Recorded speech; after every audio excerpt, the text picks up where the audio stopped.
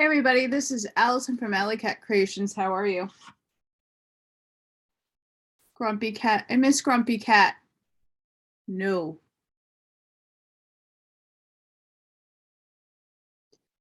I got this a few years ago. I saw this on the shelves at the Valentine stuffed animals. And yeah, I had to have it. It's one of those things you have to have. Because no. No. Just no. Yeah, I haven't had a Valentine since this is hard.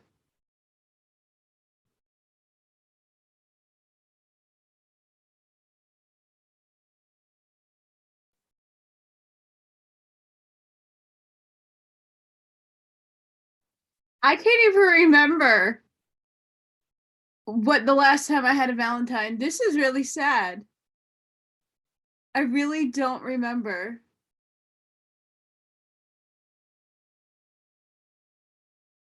2006, 7? Maybe. Yeah. Though now it's by choice.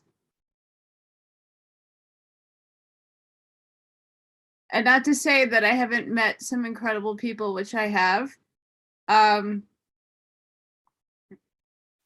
just very hard as a human being to get, understand, and a lot of people just don't get that. I'm very independent because I had to be independent. I don't have a choice. I don't take advantage of others. A lot of people, when they see my pleading for help and please help me, it's because I've never been in a situation where I really had to ask for help, ever. I usually do everything myself. But I had to let go to the universe and put my pleas out there because I didn't cause my situation whatsoever. Those of you who are new to my channel, hi. I have a lot of videos where I discuss my journey and why I'm here. I mean, it's a good thing because it's divinely done. But building a channel takes time, getting the information takes time, doing the research takes a lot of time. And yeah, just wanted to cheer everybody up who's by themselves. Even though now it's the 15th of February. I did some Oracle videos today and a bunch of research, and I'm going to bring you episode 3. And I think I'm going to entitle this one Zecharia Sitchin and his translation of the 14 Tablets of Enki. And then complete history of Anunnaki. So I know a lot of the information for the last 2 episodes were very similar. This is a bit different, but it does repeat a little bit, so I do apologize. But I like taking the different spins of other people, especially Zecharia Sitchin, which I've mentioned in other videos with this content. If I have time, I'll go into this book. But if I don't, that will be probably closing out the series. It's short. I mean, there's a lot of books about it, but I just don't have the income or books to bring forward. Then I got some juicy PDFs where I was gonna do it, incorporate it in these videos, but I'd rather just do a whole video on this document I received from my favorite Jason about being biologically immortal. So that's coming probably maybe tomorrow. maybe Wednesday. Yeah, and I really want to thank those people who are reaching out to me. I'm having brilliant conversations with people. It's so enlightening to find people that think on different levels than I even do. It's freaking amazing. Because I'm just presenting information that I find and I correlate with and resonate with. I take everything more on the spiritual side, and a lot of people do it from a mathematical, logical side. So I can do both, but I'm not well versed in math. I'm an artist. I calculate angles and I suck at that too, but I can take good measurements. I can build walls. So yeah. Trying to be lighthearted. I know it's a hard day for a lot of people. I just see it as another day, just like my birthday. I stop caring. I don't put expectations on things. So I did get this off a website, and I do apologize to the people that did put this up. I don't know why I don't have the link, but it's Zecharia Sitchin's translation of 14 Tablets of Enki, Complete History of Anunnaki. We'll see how far we get. It's a pretty long article. Zecharia Sitchin shocked the historical and archaeological world after he published his series of books on Anunnaki gods, who arrived from planet Nibiru around 445,000 years ago. According to him, these ancient astronauts touched down in one of Earth's seas and established Idiru, home of the fairway.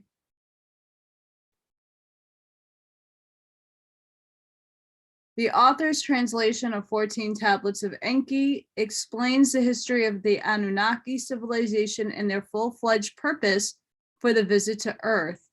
The tablets are the account of Enki, an Anunnaki from a planet called Nibiru. He was the firstborn of Anu, the king of the planet Nibiru. Nibiru is supposed to circle the sun every 3,600 Earth years.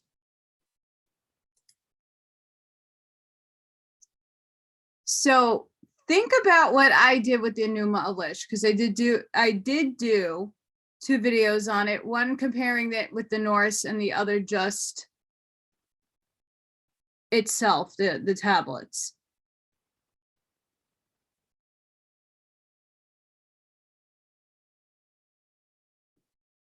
So those who made the tablets, the Enuma Elish, were Anunnaki. From Zechariah's standpoint, and I believe it. Enki claimed, as per Stichin's translation in these tablets, to have come to Earth to mine gold for their home planet Nibiru. The gold was needed to repair the atmosphere of their planet. They needed mine workers, so Enki created humans on Earth in their image. Though there is a lot of skeptics in the story of Anunnaki, numerous scholars and theologians have begun to recognize that the Bible tales of creation of Adam and Eve, the Garden of Eden, the Deluge, the Tower of Babel are all in fact product of ancient texts written down millennia before in ancient Mesopotamia by the ancient Sumerians. I kind of concur with that. Pretty much agree with it.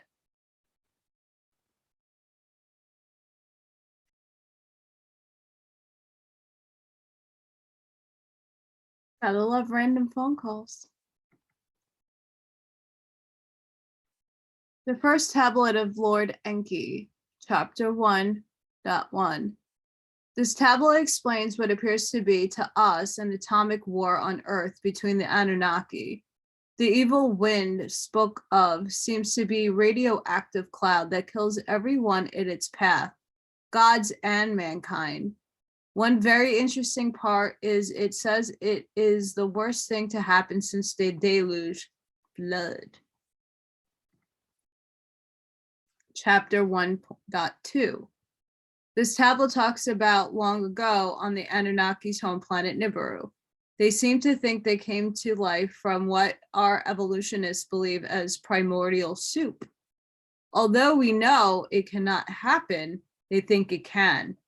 It mentions the planet's thick atmosphere and vegetation. It cycles around the sun with the hot and cold periods.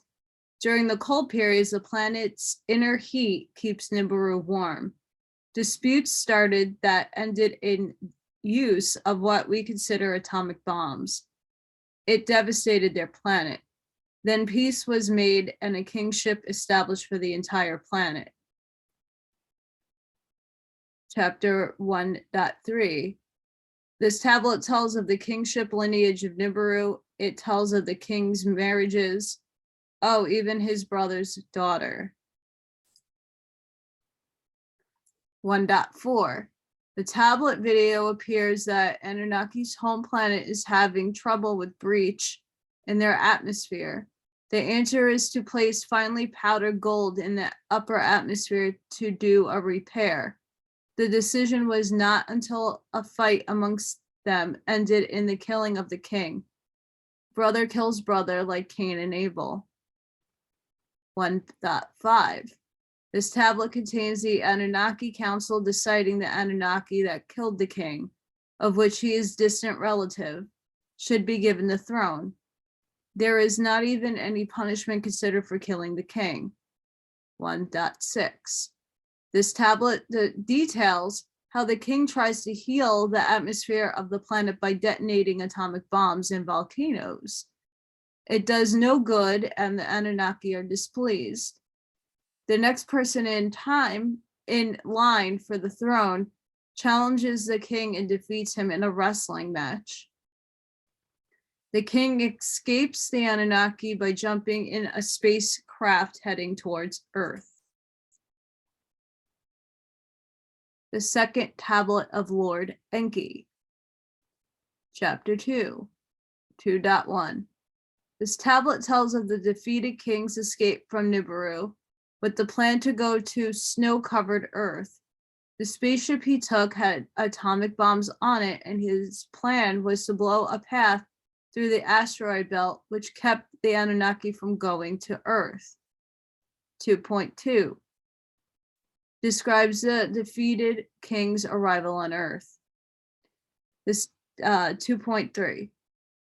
This tablet tells of the defeated king's first day on Earth and finding the air, fruit, and fish good. Also found traces of the gold the Nibiru planet needs for its repair of the atmosphere. He calls the new king of Nibiru and wants to make a deal. I don't know how they called back then besides telepathy. The third tablet of Lord Enki, 3.1. This tablet tells of the defeated king's attempts to bribe the new king with his knowledge of the gold on Earth and have his kingship reinstated. 3.2. This portion has the ending of negotiations. A team will be sent to Earth to see if there is gold. If there is gold, the defeated king will have another wrestling match with the new king for the throne. 3.3. The following tablet video has the Anunnaki traveling to Earth. They briefly stop on Mars for water. Their spacecraft apparently runs on water. Then they proceed to Earth and land there. Maybe. 3.4. This portion tells of the first 6 days on Earth of the advanced team of Anunnaki. Plenty of food, water, fish, and animals. 3.5. This portion describes the Anunnaki team leader declaring of the 7th day as a day of rest.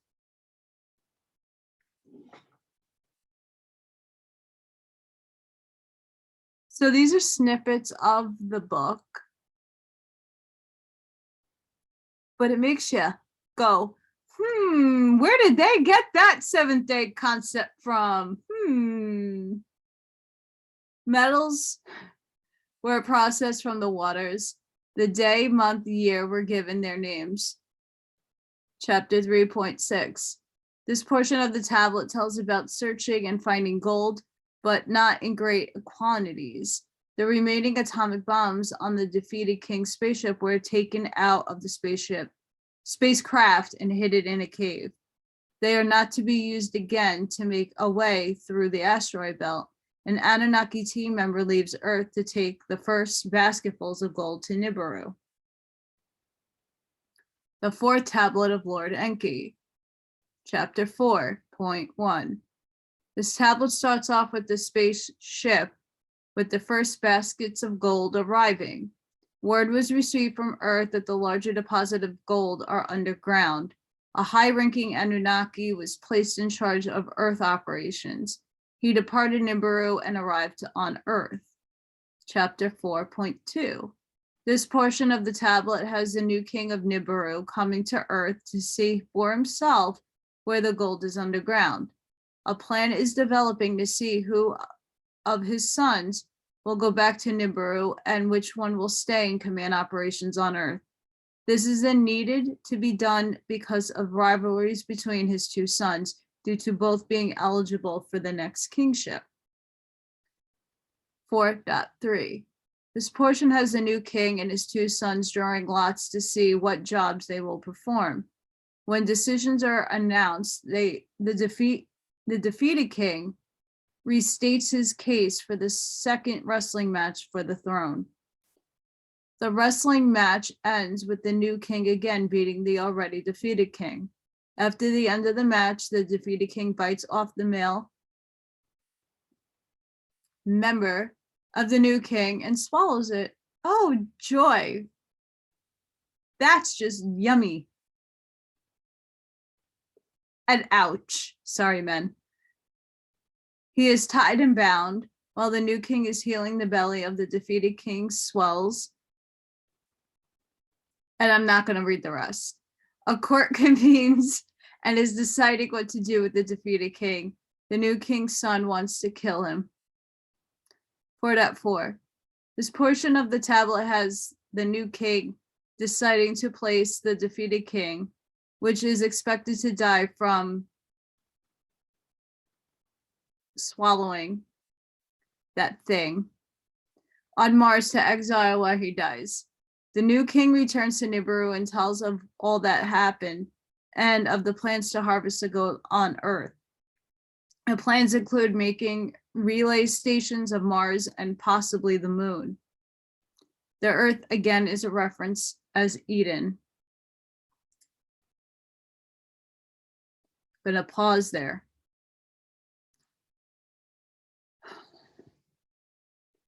So if you've been taking this adventure with me, Elena Denon did a liberation video about Mars and the moon and their liberation from the Naboo Seekar Empire, which was the Greys and the Dracos, the negative polarity.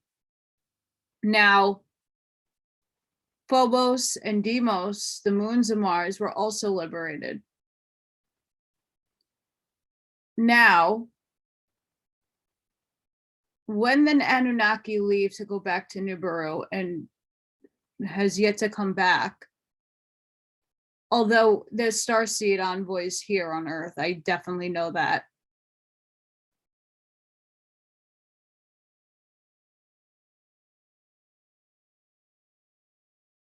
They made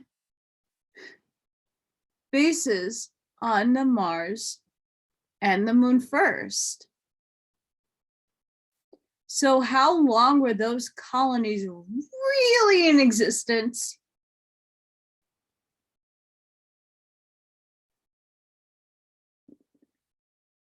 And then who took them over? I'm curious. And then what happened to the Martians who were on Mars? What did they do? How did they uprise? What's their story? I'm sure somebody knows there's a book out there or somebody that can channel that could find that information out.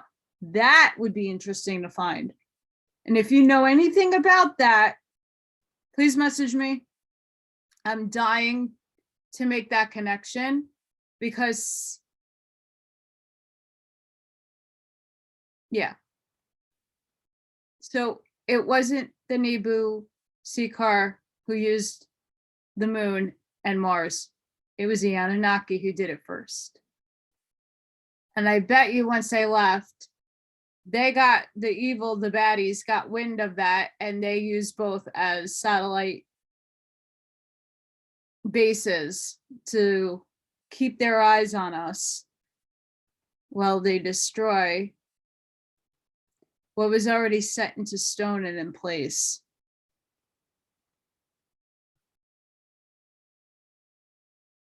Not good.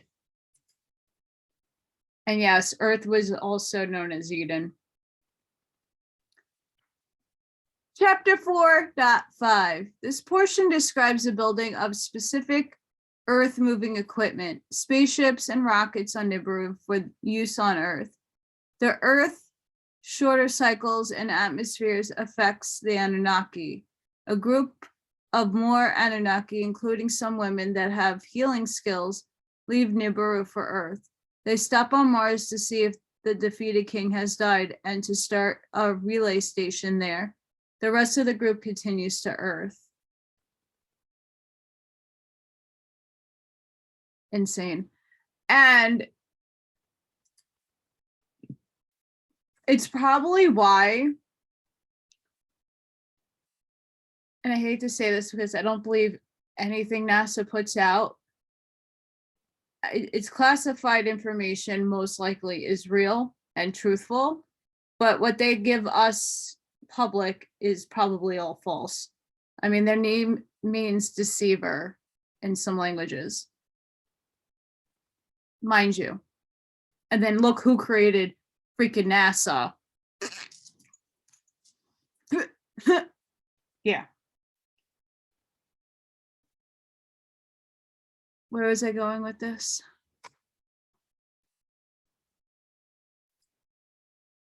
I had something really good. Oh, yes. Okay. I found my thought. There is evidence that the little rovers are finding ancient Sumerian Anunnaki sculptures and monuments and things like hidden inside the like of Mars's atmosphere and its terrain. They're finding pyramids and statues that are very Sumerian-esque, Assyrian, Sumerian, Babylonian-esque at Mars. So there is evidence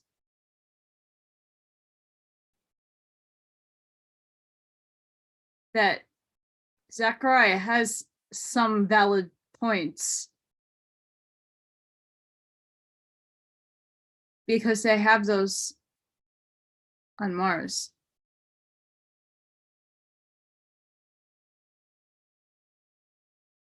I'll see if I can find some pictures next time, but I find it very interesting. The fifth tablet of Lord Enki, 5.1. This tablet starts with the last, rewind. The tablet starts with the latest group arriving on Earth. The son that has been put in command of support for the gold harvesting greets his sister, which is one of the healers. They fly off to the king's son's living quarters, which he built on a mountain. They express love for one another and discuss their son on Nibiru wanting to come to Earth. This is brother and sister. They fly back to Eden and he flies her around telling her of his plans. More and more Anunnaki arrive from Nibiru. Okay, I have to lean in for this. 5.2.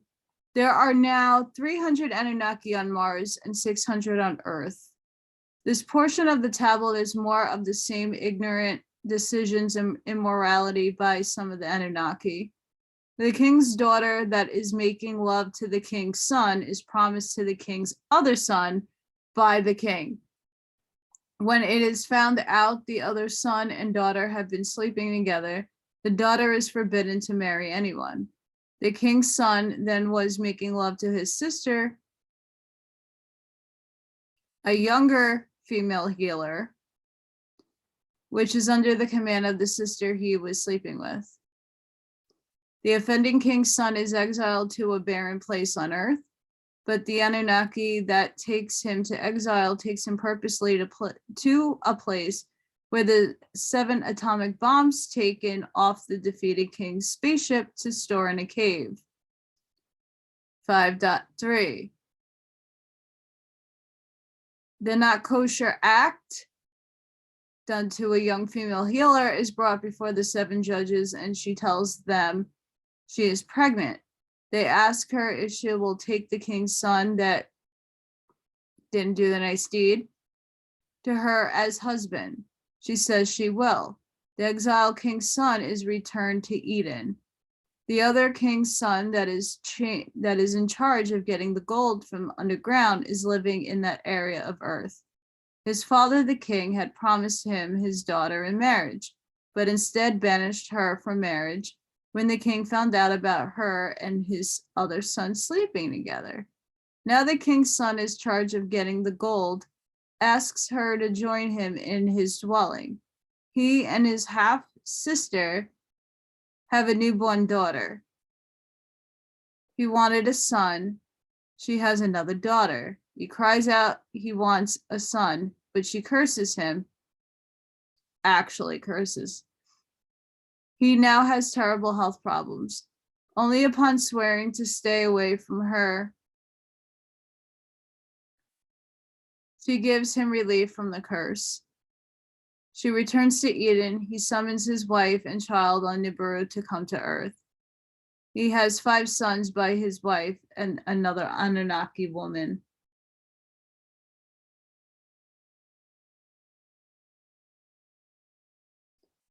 The king's other son, after parting with his sister, not nice deed, a young healer, and later married her.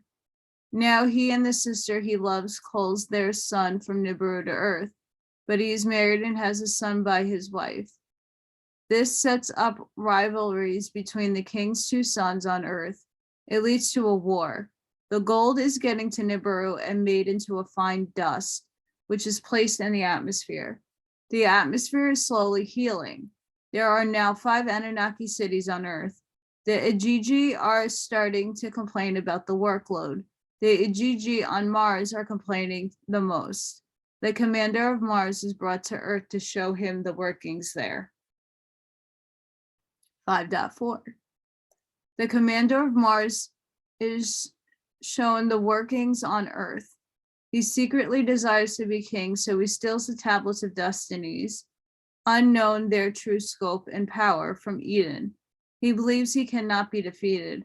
While he has the tablets of destinies, but he is defeated and sentenced to death. He died in the 25th Shar. A Shar is believed to be 3,600 Earth years, the length of a Nibiru orbit around the sun. 25 Shars would place his execution approximately 90,000 years after the Anunnaki came to Earth. The Earth's Anunnaki leaders come up with a plan to refine the gold on Earth and only take refined gold to Nibiru. That will leave space on the craft for a Gigi to travel to Nibiru for rest. The kings agrees. 5.5. The king's son is in charge of mining now, directs his attention to life and animals on Earth and how it differs from Nibiru. Mentioned are the animals in the tall trees that use their front legs as hands. Other creatures were seen in tall grasses walking upright, hominoids. The Igigi in the mines rebel. The king's 2 sons and other devise a plan to return the rebelling Anunnaki to Nibiru and replace them with Anunnaki workers.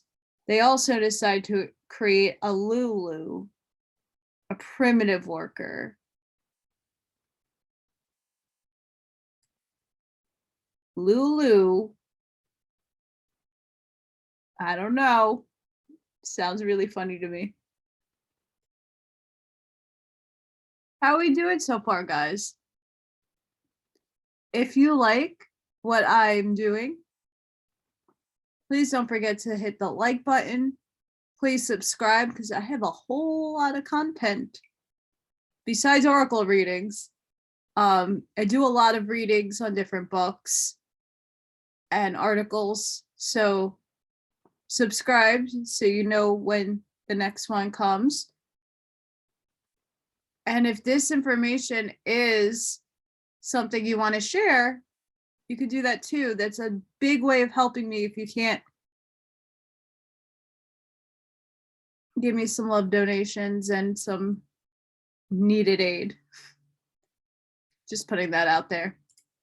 Okay. 6 Tablet of Lord Enki, 6.1. There was much discussion about creating a primitive worker slave race of beings. One of the king's sons states the father of all being has the sole power of creation. The other king's son that is promoting this endeavor is saying the being already exists and they would not be slaves, but helpers. Of course, this sounds like a modern day fabrication of a lie. The other king's son says it is against the rules of the planet to planet journeying. The other king's son states it was against the rules to even come to Earth. After much debate, the kings decree the primitive slave to be created. That's not good karma. 6.2. The more I've researched this, the more I believe the Anunnaki, especially the king's son in charge of mining, had created the mythical creatures of old. The animal-like dragons, centaurs, mermaids, unicorns. In this portion, the tablet, it states that they took parts from the behind of one animal and combined it with the front of another. In other words, they've been experimenting with DNA. This king's son had created creatures from DNA and violated the rules before the arguments had even begun to create a primitive worker. Given the right to proceed by the king, they tried to mix the Earth's 2-legged creatures, hominoids, DNA with theirs and placed it in the 2-legged animal and the 2-legged Earth female creature's womb. They were many conceptions, but the results were not good. Many creatures were created with deformities. 6.3. All attempts failed, but finally they decided not to impregnate an Earth 2-legged female again, but an Anunnaki female. The Anunnaki female that had been doing the DNA splicing decided to be impregnated herself. She conceived and gave birth to a boy child. She named him Adam. Yes. Then they decided to ask the young female Anunnaki healers from Nibiru if they would be impregnated. 7 stepped forward. 6.4. The 7 Anunnaki female healers were impregnated with a combination of 2-legged Earth female creature, hominoid, and Adam. The 7 gave birth to 7 male children. Upon realizing the problem of the demand of Anunnaki women, they decided to make female children, let them procreate themselves. The wife of an Anunnaki was asked and consented, given to impregnate. The birth was not normal, but the female child was good. 6.5. 7 more females were created from the 7 males. Adam and Eve were moved to Eden, the main Anunnaki city, and the 7 males and females are placed in cages amongst the trees. So much for not being slaves. The time for them to procreate has come and gone. No conceptions. Some DNA is taken from the king's son and the woman that was doing the DNA splicing and placed it in Adam and Eve. And Adam and Eve are then left to roam Eden as they please. 6.6. In this portion of the tablet, the king's son over Eden notices that Adam and Eve have leaves on them. He is upset and summons the other king's son that was part of the creation to explain. He in turn summons his accomplices in the creation. They'll explain the missing DNA, which makes the son in charge of Eden more upset. He warned of the folly.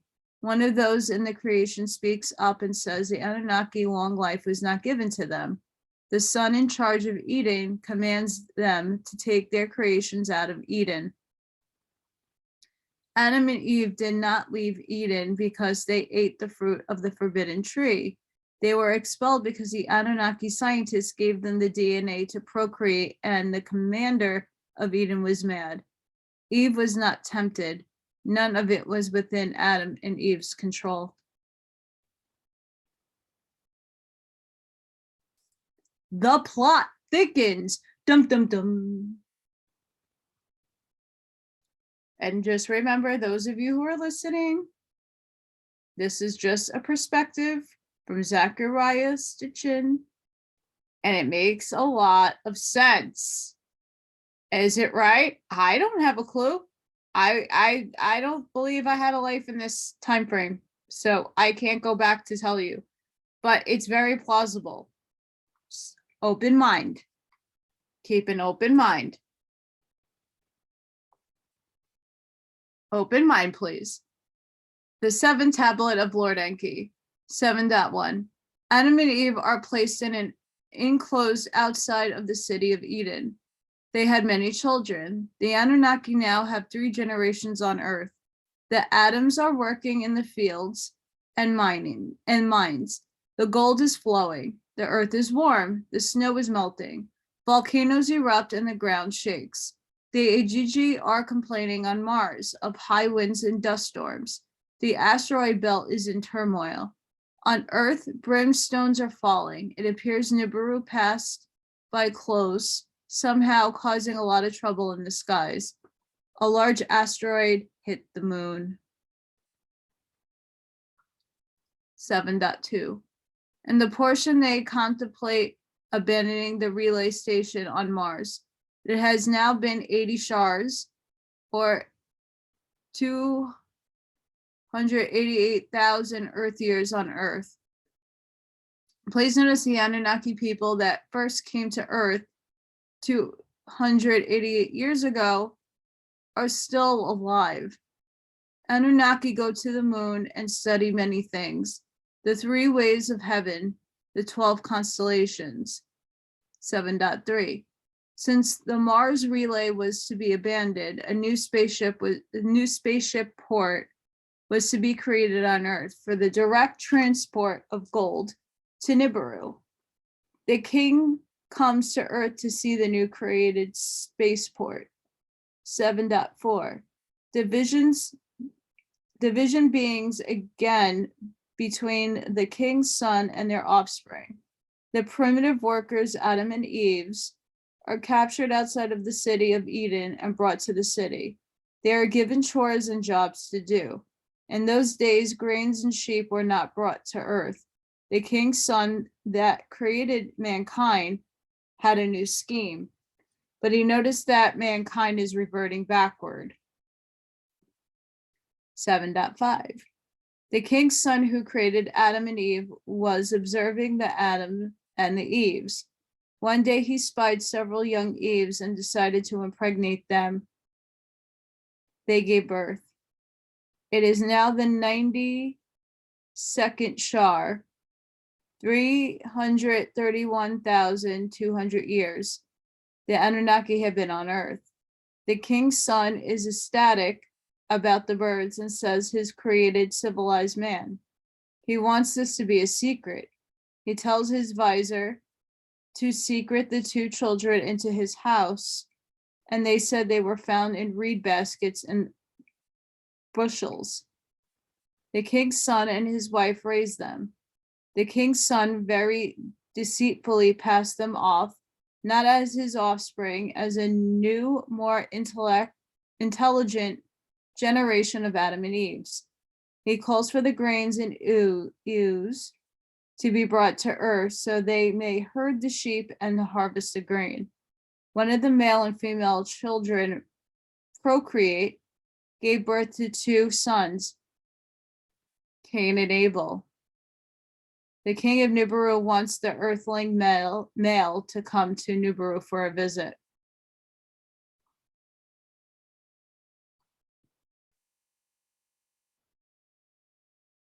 Tablet 8, Lord Enki. 8.1. The spacecraft to pick up the male arrives. The king's son sends his other offspring along to accompany the male. The king's son tricks the male by telling him not to eat or drink the long life things because it is poison and you will die. The craft leaves and they arrive on Nibiru. The king sees his grandchildren and an earthling for the first time. Chapter 8.2. On Nibiru, the earthling is offered the long life bread and elixir. He does not eat or drink. The king becomes offended and asks him why not. He says he will die. One of the king's grandsons gives the king a tablet given to him by his father for the purpose of giving to his father, the king. The king reads it and understands the earthling male is the offspring of his son. The king's son wants the earthling to return to earth and it be his lot to live and die on earth. The real reason the king's son did not want him to eat and drink the long life food was because of concerns over any future kingship disputes, since he was his son. The earthling and one of the 2 grandsons returned to earth. 8.3. The twin sons, Cain and Abel, are shown how to dig water canals and harvest grain, while the other one is taught to herd sheep and spin wool. At the first harvest, there is a celebration, and the 2 twin earthling men make their offerings to the king's 2 sons. A celebration is had. Later, Cain is unhappy that one of the king's sons did not praise him for his efforts. Cain and Abel fight because of this, and Abel is killed. I know, guys, I know. My goodness. 8.4. This portion of the tablet tells the story of events after the killing. Cain is exiled.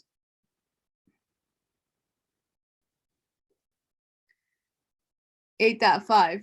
The tablet details the teaching to the earthling offspring of the king's son. It also mentions other teachings to the other offspring. The worshipping of the Anunnakis created. This was in the 98 Shar, or 352,800 years since the Anunnaki landed on Earth. In the 104th Shar, 374,000 Earth years, the kingship lineage on Earth, several generations down the line, are still having babies with their half-sisters. Gross. 8.6. This tablet portion tells the story of the end of the life of the first earthling male that the king's son had made by an Eve. The earthling male, father of Cain and Abel, we are told as Adam. He was born in the 93rd Shar, and he died in the 108th Shar, making him 54,000 Earth years old when he died. At this time, Anunnaki and earthling humans intermarry. The Ninth Tablet of Lord Enki. 9.1. At this time, the Anunnaki and earthling humans intermarry. Hardships on Earth and Mars are due to the sun flaring. One of the king's son wants to marry an earthling woman. there's an objection. The debate involves the statement that the kingship lineage marrying half-sisters is a custom. The problem with the marriage is the kingship lineage. If the kingship lineage marries an earthling woman, the king of Nibiru could eventually become an earthling. The king decrees that if the king's son, male offspring, marries an earthling, he cannot return to Nibiru, and his prince status ended. The king's son, that is commander of Earth, also states he and his new wife will not be able to stay in Eden. The king's son's male offspring marries an Earth woman.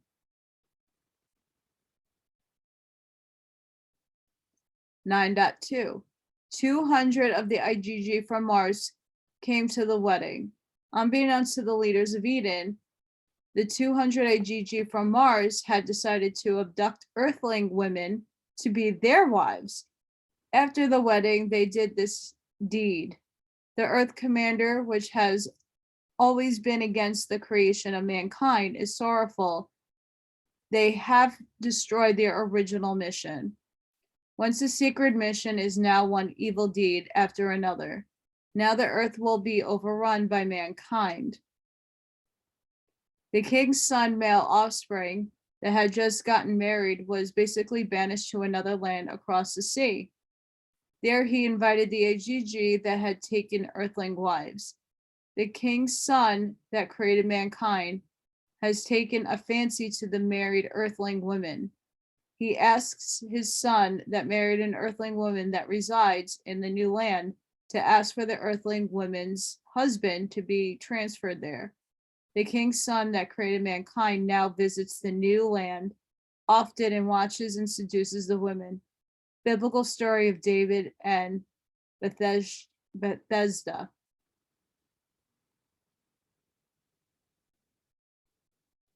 Bathsheba? Sorry, I'm not saying that correctly.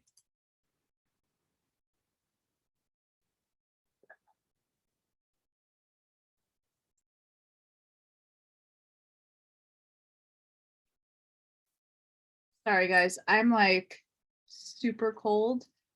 Trying to, it's like,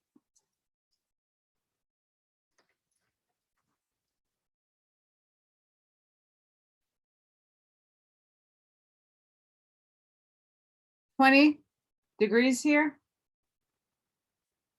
Mine, 18 degrees. Mind you, the other day, it was 60.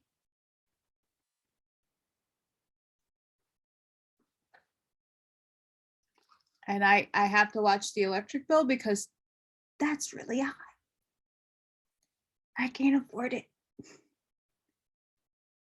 So I'm huddling up. Okay.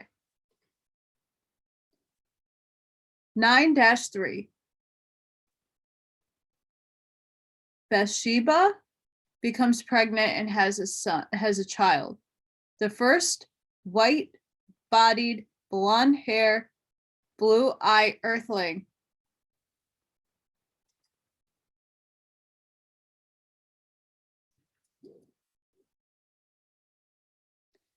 Now can we correlate why a certain German, Austrian dictator was obsessed with that?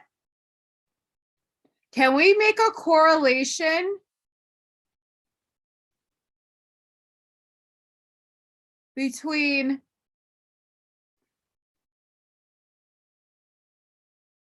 Mr. Adolf and blonde hair, blue eyes?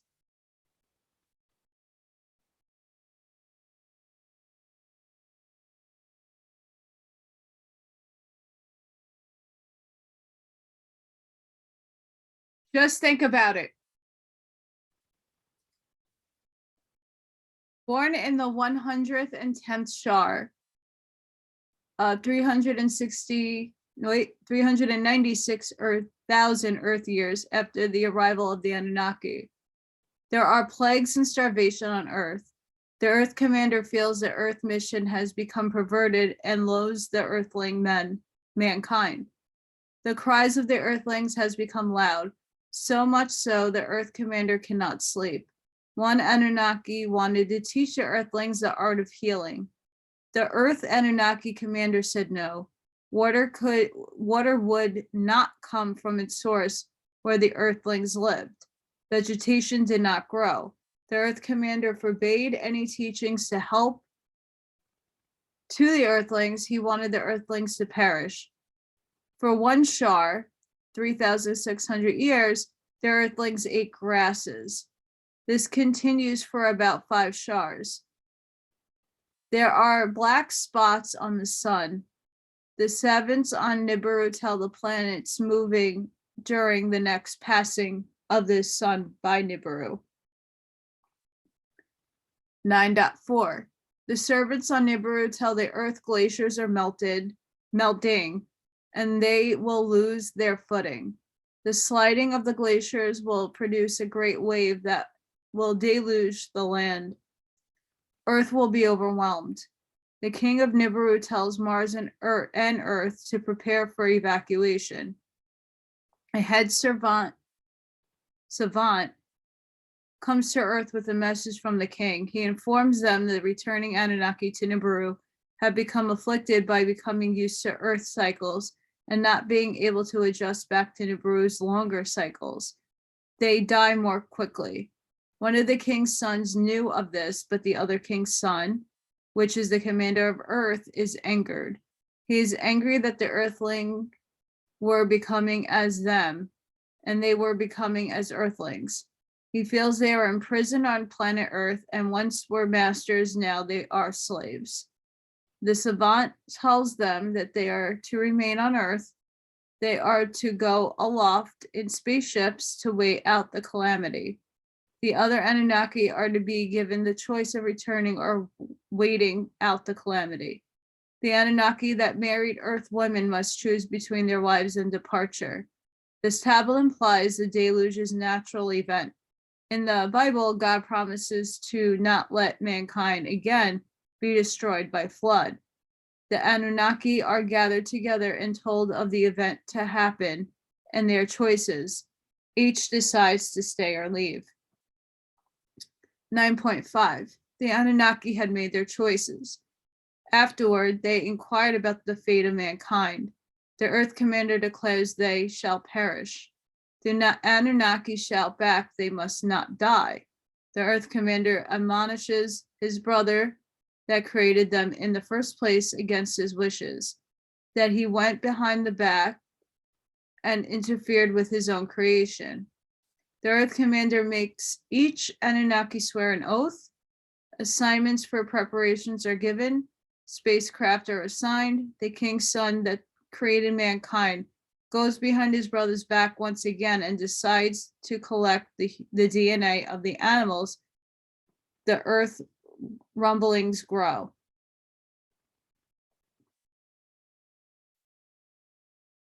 My goodness, guys. There's so many correlations. It's banana nuts.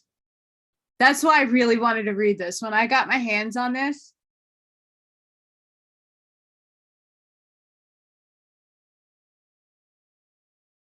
like, this goes so more in depth. So in depth. And this is just little snippets from the book. This is not even the entirety of a book. Like, this goes crazy into depth. This is just outlines of the book, which I have to get, because this, I was like shocked when I read this. And like, I'm reading it for the 4th time, still in awe of it. And I was like, I have to read this to everybody. This is so good. And again, there's a lot of people who have read this already, but you know how they have those like reactions to music, like people that don't listen to that type of music, like some people do rap, first reaction videos and like tribal people from other countries that listen to like Icelandic Norwegian folk music. They're like, whoa, what is that? That's crazy. Like, that's what I'm trying to like get from everybody and like do it myself. Like reaction video to books. I might be onto something with that. I might, but yeah. I'm being silly now.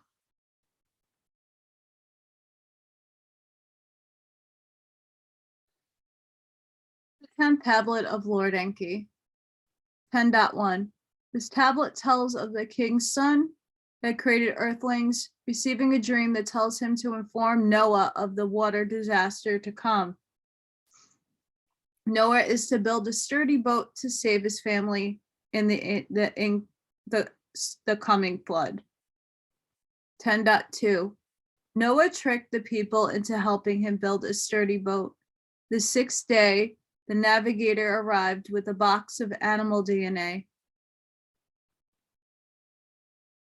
The time of the flood was the 120 shars, 432,000 years. Noah was 10 shars, 36,000 years old. The deluge was a combination of wave and rain. I surmised the wave came from the dislodged solar polar ice cap, and it also rained many days. This all came about by Nibiru and its orbit passing close to Earth.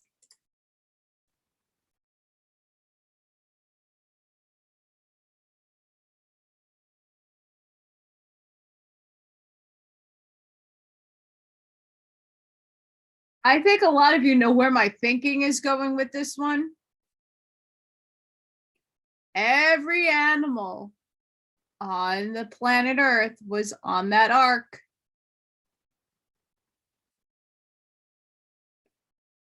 What happens if it's every animal's DNA and not necessarily animal itself?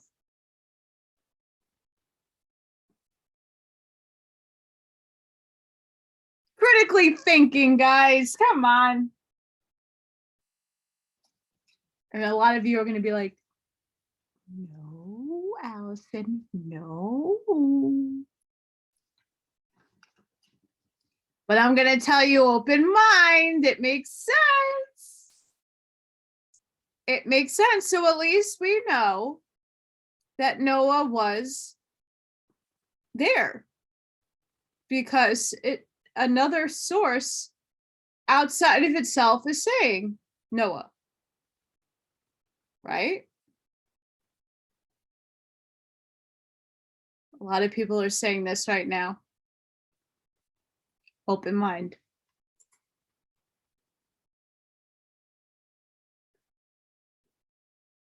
.3. This portion of the tablet tells of the flood and the settling of Noah's boat on a mountain next to Ararat. The Anunnaki come back to Earth. The Earth commander finds Noah and is ready to kill his brother over his deceit. When all is explained, he is calmed. The only thing left that is not buried of their cities is the landing pad for the spacecraft. 10.4. Upon the Anunnaki returning to Earth, they see utter devastation. Mars has lost its atmosphere and the water dried up. On Earth, the Anunnaki organized and set chores to rebuild. 10.5. Nibiru has been damaged by the poles of Mars and Earth. The atmosphere of Nibiru has also been damaged. Nibiru needs more gold from Earth. Earth tells the king no gold can be mined. The mines are gone, but one Anunnaki surveying across the ocean finds gold nuggets laying on the ground. He also finds some of Cain's people have survived. Rebuilding and preparations for new landing pads are being done. 10.6. The place to land spaceships needs 2 mountains. No place was ideal.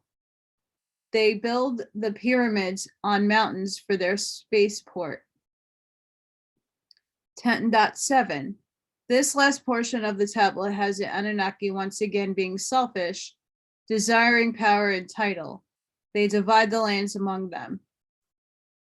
The 11th tablet of Lord Enki, 11.1. For the next Shar, 3,600 years, peace was kept, but it is too good to last. One of the king's sons had two sons. One lived in land with his father, and the other was living by the spaceport. The son by the spaceport became jealous and greedy.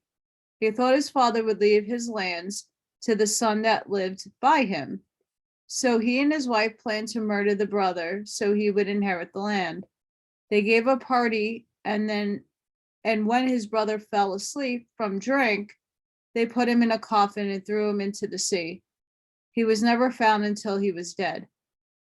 The grief-stricken wife vowed revenge and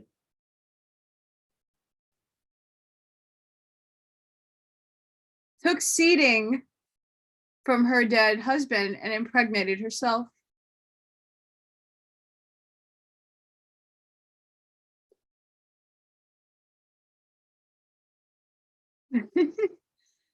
She raised a son to do her revenge. The son grew and was trained. He raised an army, and the day came and her son was hit with a poison dart.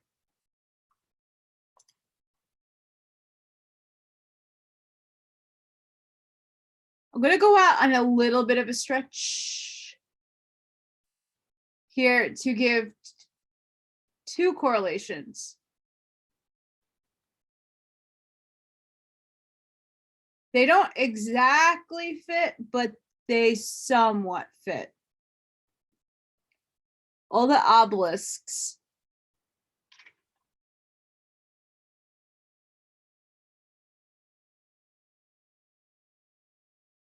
I think spirit has arrived. I might be onto something. They're stirring in the corner over there.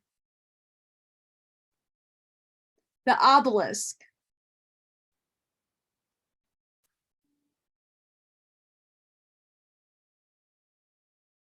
What Egyptian god avenged a death and took apart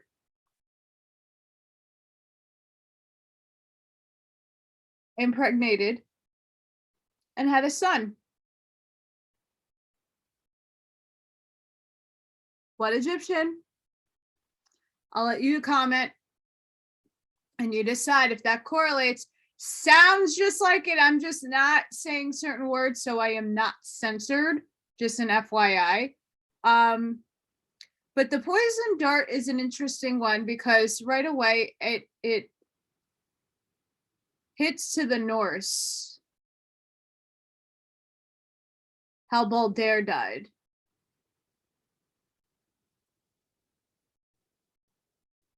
How did Balder die?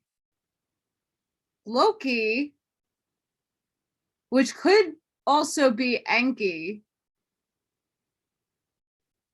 We could think about it in that light. Or was Loki Enlil?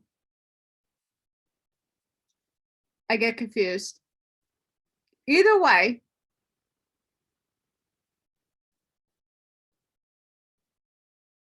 Odin's beloved son, the most handsome of them all,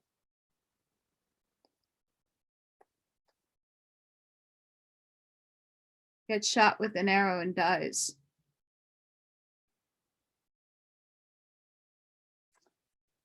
Just something to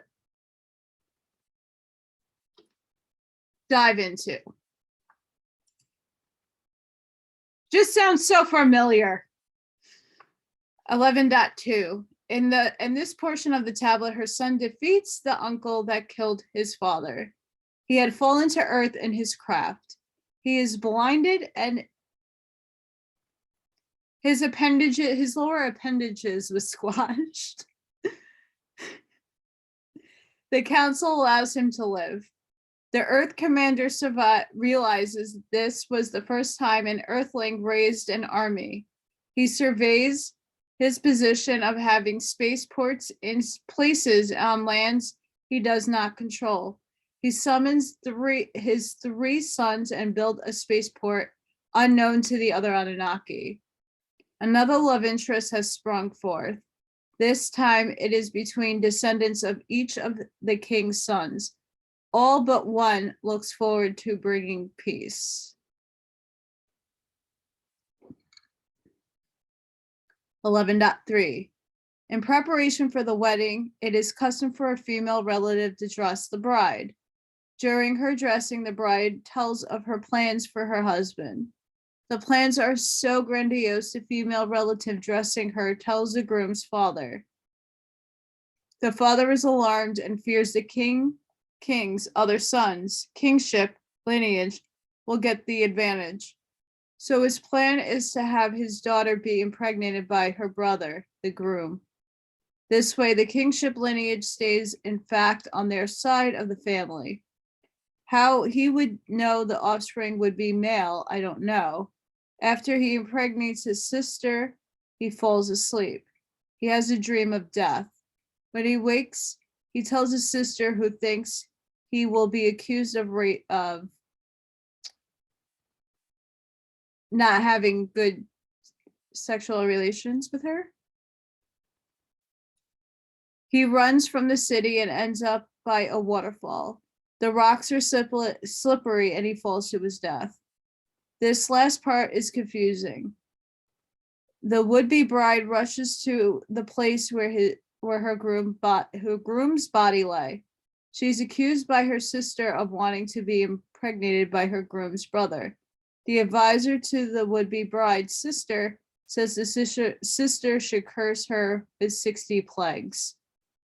The king's son that created mankind and is also the groom's grandfather fashions two bloodless emissaries that cannot be harmed by death rays to go and retrieve the bride. The advisor to the bride's sister shoots two emissaries with the ray, but it does not affect them. The advisor then shows them to the lifeless body of the bride, which is hanging from a stake. The two emissaries direct a pulsar and emitter on her, but a plant of life in her mouth and sprinkle her body with the water of life. Bizarre. 11.4. This portion explains some of the confusion of the last portion. The bride had gone to the underworld in search of the groom.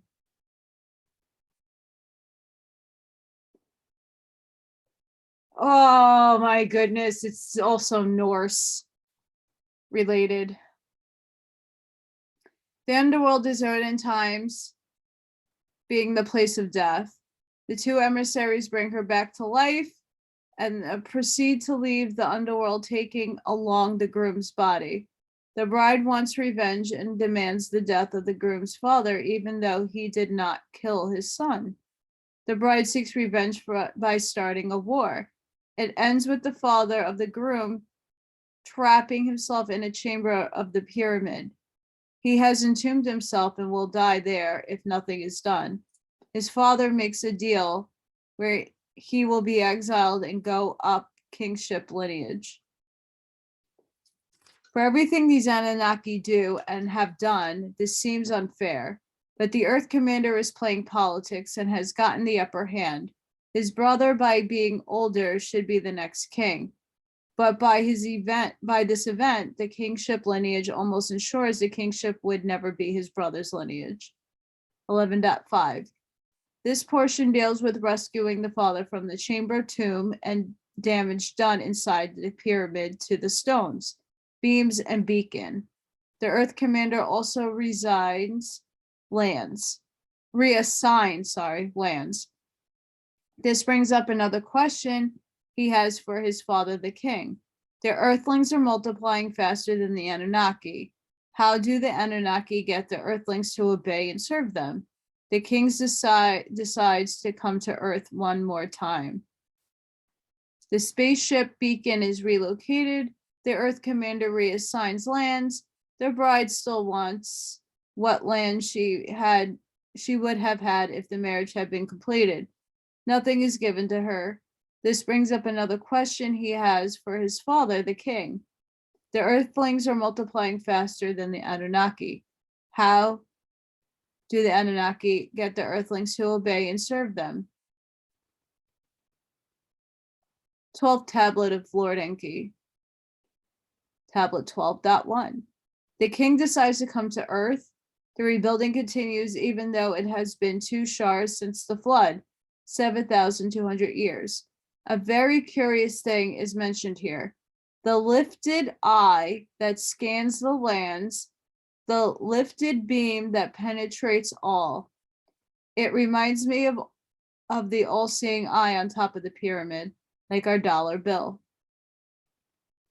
12.2. This is a most interesting portion. The king arrives and a great feast and singing is had by all. The king and his wife then sleep for several days and nights. On the 6th day, the king summons the 2 sons and daughter. They account to him the layout of the new gold, found, and space pad. Then they talk about the emissary he sent before the flood. The one that came in a spaceship and talked to them about the flood and their life cycle changed on Earth. About how they would die if they returned to Nibiru. Then the same emissary appearing to one of the sons in a dream, the king states he did not send an emissary. They're all bewildered. 12.3. Many changes after the king's visit, some reorganizing of the lands and a new approach to the earthlings. They were to be intermixed with the Anunnaki in the cities. They also were given a city of their own, with their own king appointed by the Earth Commander. A point system for kingship and authority was devised and given. The bride is still filled with revenge and demands her own land. She makes a scheme and directs it to the grandfather, king's son, of her dead groom. He is in charge of something called Mies. She makes a plan to steal them from him. She arrives at his abode dressed scantily and seduces him with song and wine. So far, he's falling for the deception. 12.4. The bride was caught, but did not have the Mies with her. The Earth Commander appears to have stripped his brother of responsibility. The brother's son, back from exile, became enraged. He demanded a sacred city of his own. The Earth Commander uncle would not give him one. He took it upon himself and gathered some Ijiji to help him. They proceeded to build the Tower of Babel. At night, the Earth Commander's forces destroyed it and scattered the people. He then gave each region a different language and alphabet to use. City kings came and went. The people sang songs, and the bride was now in charge of the Mies. The once exiled son of the king's son was given domain over a land his brother lorded. For 650 years, Earth years, they quarreled. The younger brother finally left at the instance of the king's sons, his father. He left for a new land across the ocean. Interestingly, the once exiled son of king's son that created earthlings in now called Ra referred to in Egypt as a sun god. Ra now replaces the face of the lion next to the pyramid with his son's face. Shit. I know, guys. What?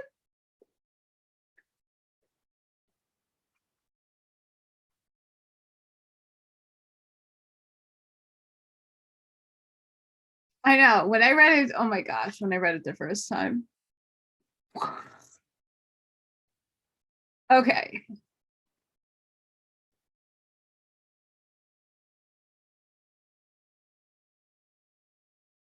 So Ra just stayed in the law of one.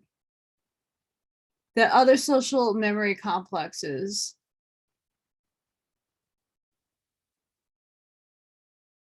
were in other parts of the world at this time. So they acknowledge Ra being in Egypt at that time. Now, I wonder if when Ra refers to the negative polarity, even though not all Anunnaki are bad, and a lot of them were created within the Earthlings, right? The DNA manipulation.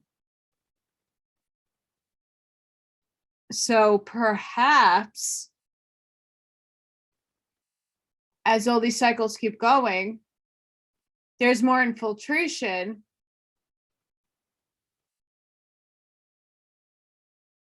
from other sources. But I mean, my goodness.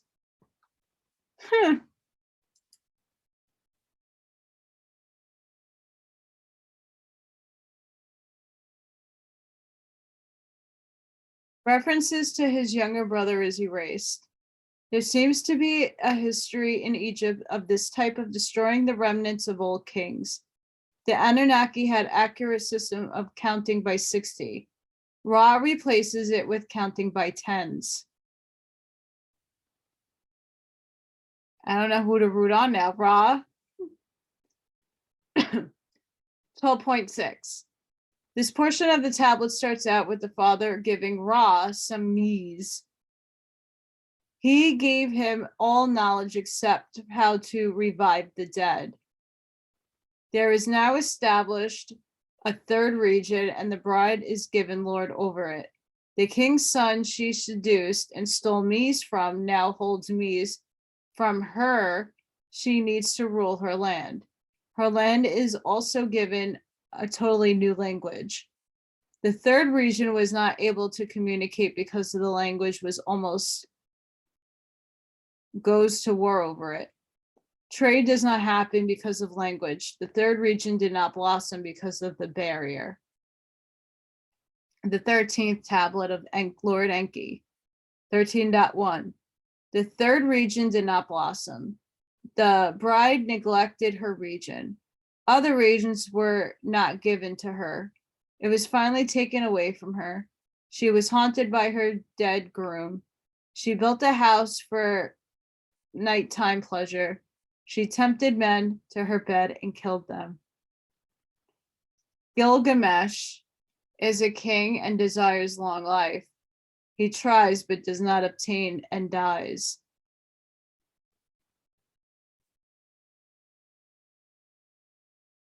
Interesting. 13.2. Ra is bothered by the doings of the bride. He is now preoccupied with attaining immortality. He instructs people to go look for gold. They invade his brother's land and they become enraged. Ra wants to rule the entire earth. The bride travels and finds a people in a land she likes. Earthlings are taught the constellations.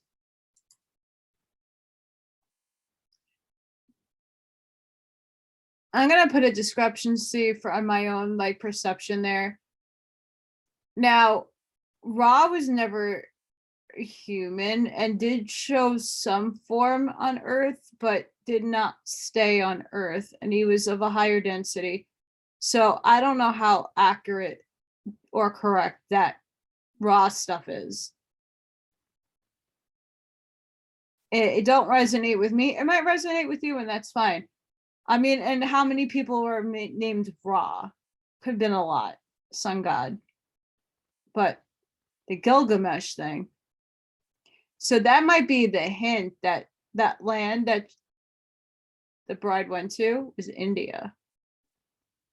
Possibly. 13.3. The arch enemies prepare for war. The bride and Ra. The war begins between the two kings' sons' families. The Earth Commander has dreamed with the same emissary as his brother's dream. 13.4. Yeah, I'm just like, The war progresses, and the son of the king's son, who created earthlings, is winning. He shouts out to the Earth Commander and his followers that he is the sole ruler and they should surrender. But the Earth Commander has an edge. He knows where the weapons of terror are hidden. He sends two to load them and use them, but making sure the people are not harmed. 13.5 The weapons of terror unleashed. It is 1,736 years since the flood. All is destroyed of Ra's forces and followers. Then after the wind blew, an evil dark cloud that killed all is in its path. 13.6 This tablet continues of the previous tablet. Lastly, the 14th tablet of Lord Enki. 14.1 This last tablet has the king's two sons, Enki and Enlil, flying around surveying the damage from the weapons of terror. The two brothers talk and discuss the meaning of it all. The kingdom that Ra desired so badly is now a wasteland. The Earth Commander tells his brother that what Ra wanted, he can have. What he sowed, he can now reap. The radioactive land. As for Earth Commander, he is going westward to where the gold field is to complete the original mission.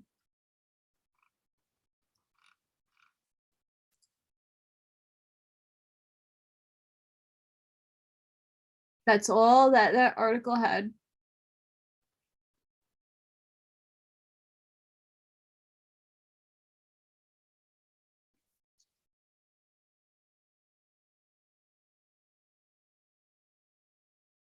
How bananas! Guys, how bananas was that? There's so much there. So much. But then it had me thinking about Atlantis. It had me thinking about how they had different, like, five cycles of lifetimes, but like how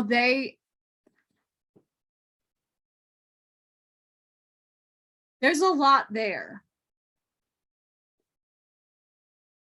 And then there's a lot of other landmasses they don't talk about with corresponding humans and you know, the expansion of civilizations. It like really begs to differ. All of this. Like, were the Anunnaki, the Atlanteans, the Lemurians. They talk about Gilgamesh, they talk about Ra.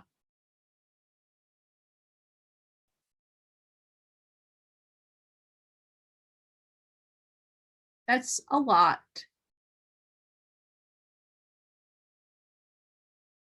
But it all flows in with each other.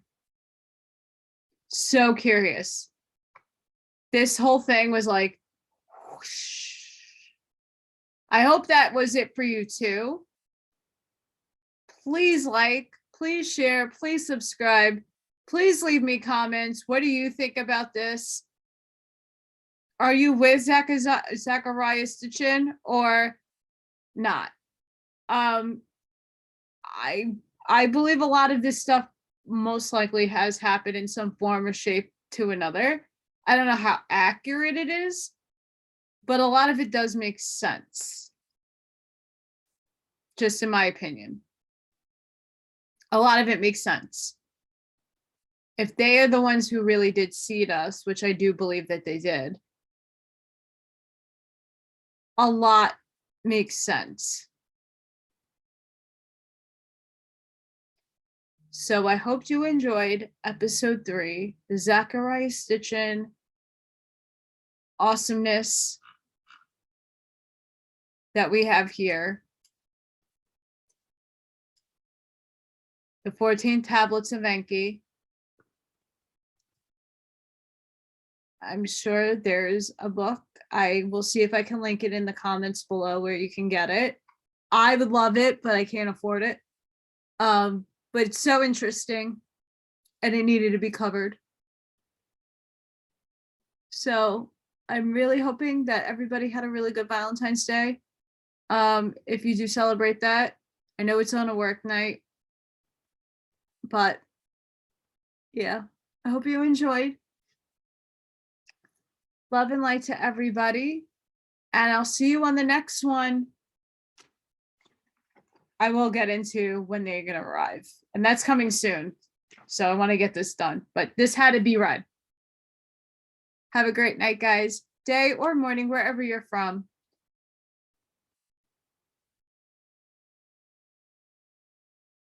Please leave me some comments. Bye, guys.